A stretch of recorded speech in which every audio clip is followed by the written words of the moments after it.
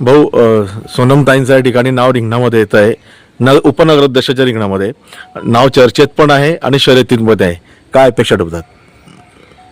हा जो निर्णय असतो उपनगर अध्यक्षपदासाठीचा, हा नक्कीच आमचे जे पक्षामधील वरिष्ठ जे मंडळी असतात, त्याच्यानंतर आमचे नेते आहेत माननीय नामदार संजय भाऊ सावकारे, तो जो निर्णय घेतील त्यानुसारच उपनगराध्यक्ष या ठिकाणी निवडला जाणार आहे आणि त्यांचंच या ठिकाणी उमेदवारी दाखल होणार आहे असं तरी मला वाटतं.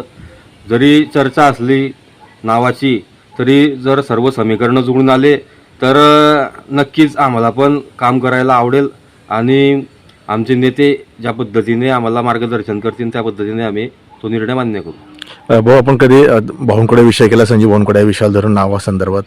नाही, आम्ही तरी नाही असा विषय आम्ही आतापर्यंत केलेला नाही आहे. असा विषय जे काही नाव चर्चेमध्ये आलं ते मी आपल्या माध्यमातूनच मी ऐकलेलं आहे.